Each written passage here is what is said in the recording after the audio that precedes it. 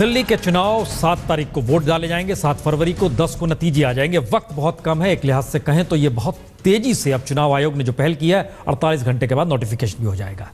लेकिन इन सब के बीच बीजेपी की रैली रामलीला मैदान की, प्रधानमंत्री का भाषण, जिन मुद्दों को उन्होंने उठाया, और इस दौर में अगर वाकई प्रधानमंत्री मोदी के जरिए बीजेपी चुनाव मैदान में है तो ऐसे में 2-3 सवाल हैं जिसको लगता है। योगेंद्र जी, आपने कहा आज हम खड़े हैं बिजली, पानी, सड़क, स्वास्थ्य, शिक्षा, लॉ एंड ऑर्डर, इनको लेकर खड़े हैं। लेकिन हमारा सवाल यह है कि अगर प्रधानमंत्री मोदी अगुवाई कर रहे हैं कुछ और रैलियां अगर वो दिल्ली में करते हैं तो क्या जिन मुद्दों को केंद्र सरकार अपना रही है, चाहे वो भूमि अधिग्रहण का मुद्दा हो, चाहे वो एफडीआई का मुद्दा हो, चाहे वो कानूनी तौर पर लेबर को लेकर जो कानून बनाए जा रहे हैं उसका मुद्दा हो, अध्यादेश लगातार लाए उसका मुद्दा हो, दिल्ली का वोटर, आप खुद कह रहे हैं अब ग्रामीण इलाके में, क्या ग्रामीण वोटर या दिल्ली का वोटर इस मिजाज को महत्व देगा?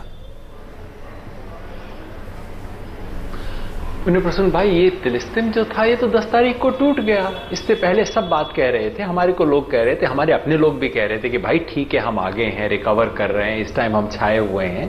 जब मोदी जी की रैली होगी तब क्या होगा? थोड़ा दुख हर एक को थी, मगर रैली हुई, दावे क्या थे? 1 लाख लोग आएंगे। आपकी चैनल ने क्या रिपोर्ट किया? ज्यादा से ज्यादा 25 से 30।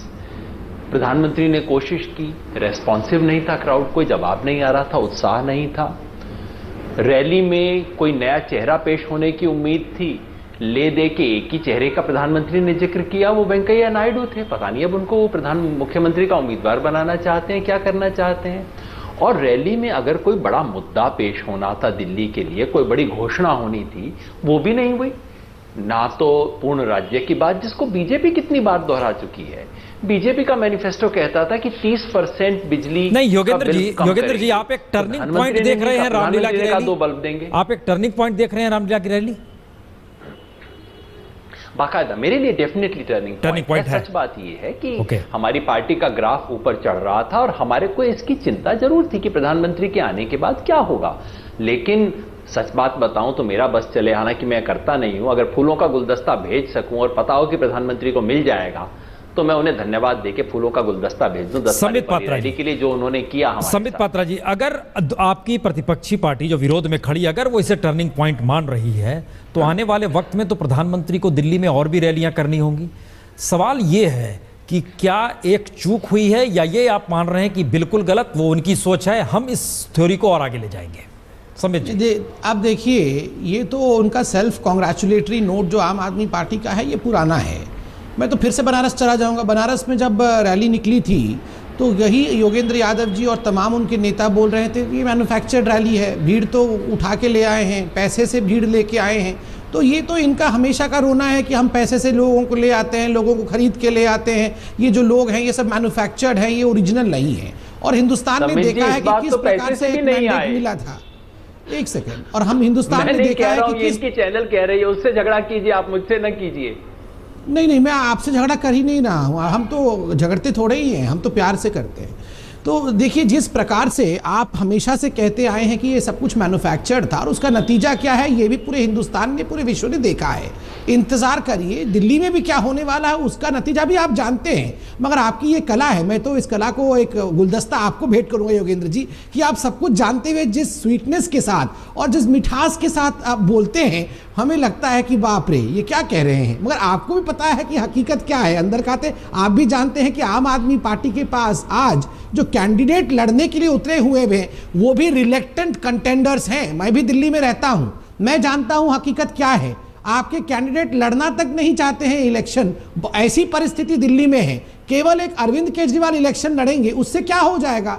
99% कैंडिडेट आज कंफ्यूज्ड हैं, नर्वस हैं, वो उतरना तक नहीं चाहते हैं इलेक्शन में। ऐसे में आप बताइए, आप केवल क्या अरविंद केजरीवाल जी को लेकर पार्टी चलाएंगे? संबित जी, कांग्रेस के सारे उम्मीदवार लड़ना चाहते हैं और वहां बड़ी मारामारी हो रही है। कौन था? हम एक तो पूरे देश ने देखा 10 तारीख को। नहीं, कांग्रेस का जहां तक सवाल है, पुण्य जी मैं बता दूं, बात यह है पिछले कुछ महीने कांग्रेस का जहां तक सवाल है, आज हिंदुस्तान में सबसे बड़ा अत्याचार है कांग्रेस का टिकट पा जाना। लोग छुपे हुए हैं, कोई भी सामने नहीं आना चाहता है, और जिसको पकड़ के ये टिकट दे देते हैं वो इतना बड़ा अत्याचार मानता है कि ये मेरे पे क्या हो गया है, ये विपत्ति कहां से मेरे पे टूट पड़ी है। पूछिए महाबल जी से ये सत्य है कि नहीं। महाबल जी हम सबके बड़े हैं, आदरणीय हैं, और उनसे पूछिए क्या उनको अगर टिकट दे दिया जाएगा तो महाबल जी लड़ेंगे या महाबल जी नहीं लड़ेंगे। महाबल जी आपको तो कहा जा रहा है आप लड़ जाइए चुनाव, सच है ना ये? देखिए ये तो पार्टी जो कहेगी वो करेंगे भाई, इसमें संबित भाई को चिंता करने की जरूरत आवश्यकता नहीं है।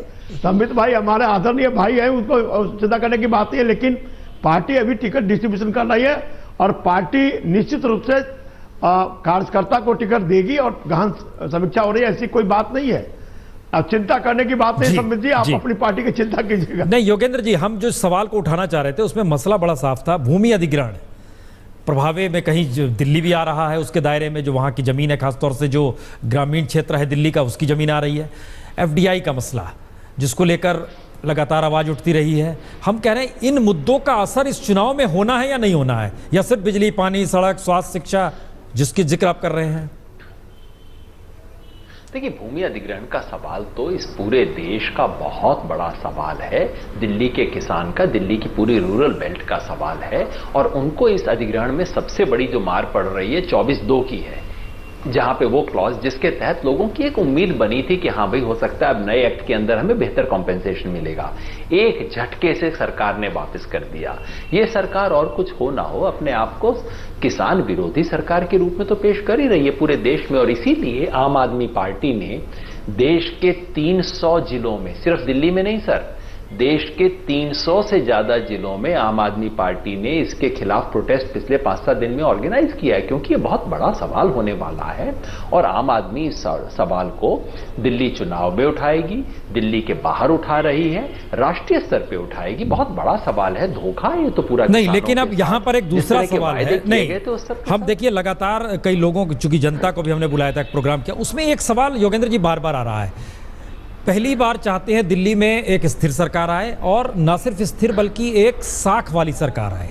साख का सवाल आते ही ये आता है कि अब 49 डेज जिसको लेकर आपकी तरफ से जवाब उस रूप में नहीं आ पाता है जो बीजेपी लगातार उठा देती है, प्रधानमंत्री तक ने उठा दिया ये सवाल।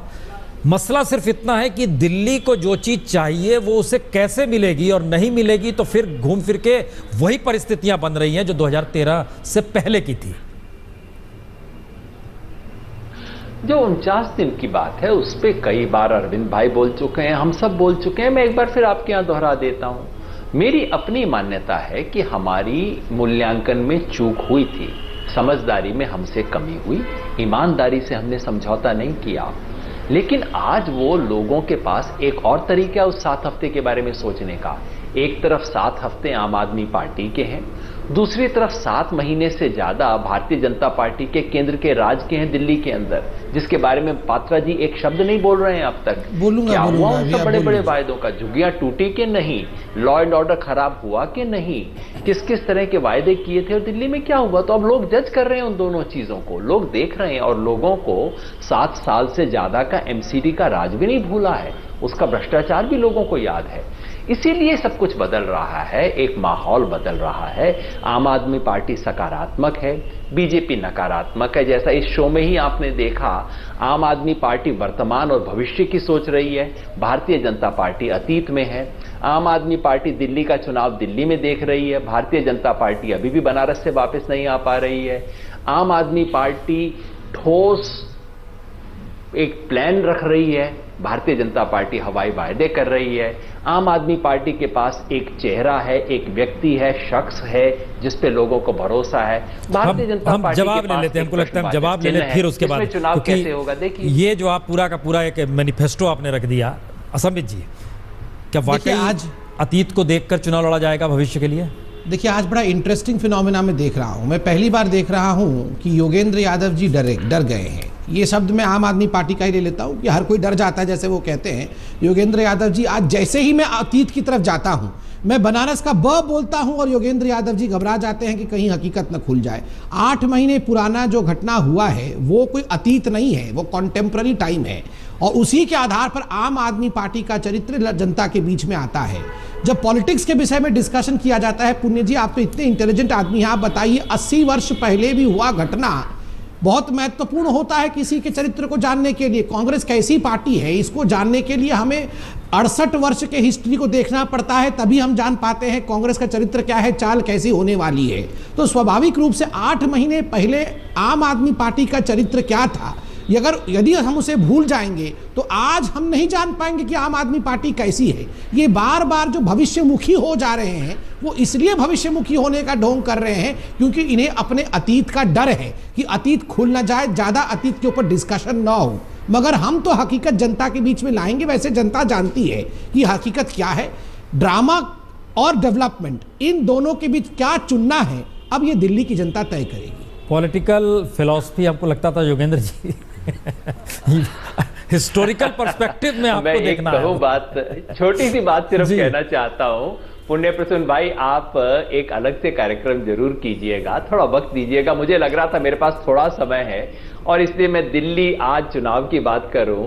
समित भाई के पास वक्त होगा, आपके पास भी वक्त होगा। एक पूरा प्रोग्राम केवल अतीत पे, बनारस पे करेंगे। बनारस की वोटर लिस्ट में किसने 3 लाख नाम डलवाए उसकी बात करेंगे। बनारस में क्या क्या पैसे के खेल खेले गए उसकी बात करेंगे। आप पक्का प्रॉमिस कीजिए। समित जी को बहुत आग्रह है बनारस का, भाई एक बनारस मेरे पास भी एक लिस्ट है, मेरे पास भी एक लिस्ट लिस्ट है जो खुलासा करना है, उस कार्यक्रम में करेंगे जरूर। अच्छी बात है, आप कीजिए जरूर। वो एक डच कंपनी का फंडिंग है, वो सब भी है, उसको भी करना है।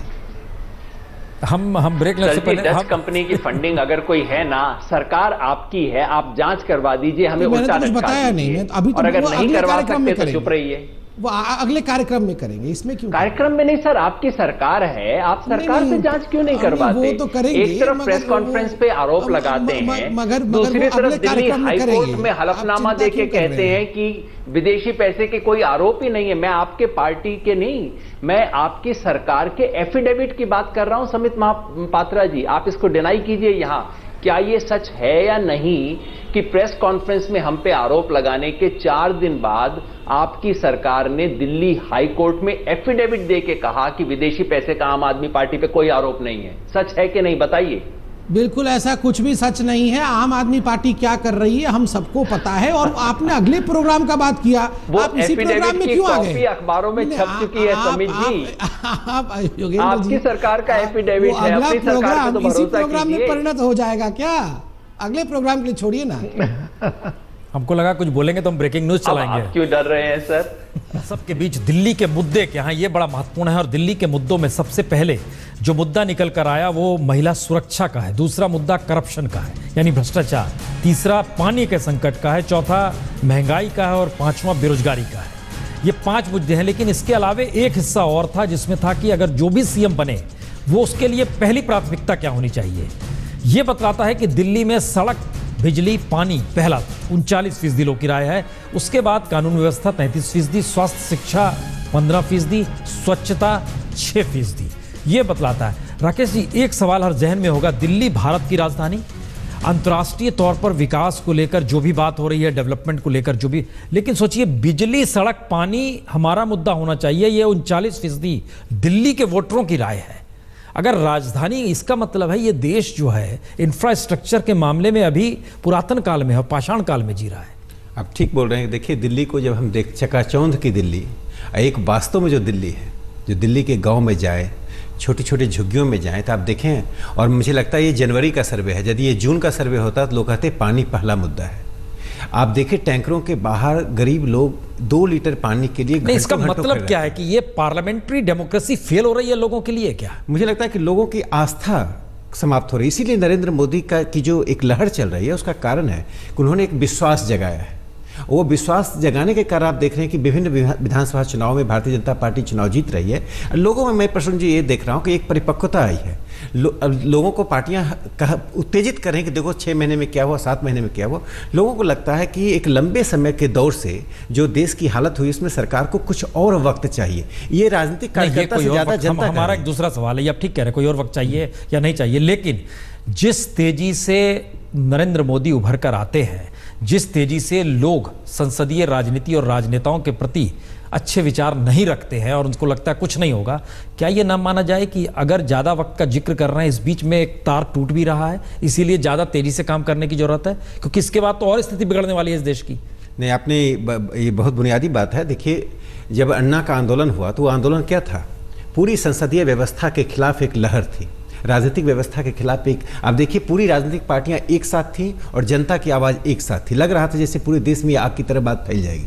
लेकिन 2014 का चुनाव एक निर्णायक चुनाव हुआ। फिर से लगा कि संसदीय व्यवस्था में आस्था जगाने का चुनाव था। इसलिए आप देखिए कि इसलिए मुझे लगता है कि जो आप कह रहे हैं कि सरकार कोई भी हो, चाहे नरेंद्र मोदी की सरकार हो कि कांग्रेस की सरकार हो, डिलीवर तो आपको करना पड़ेगा।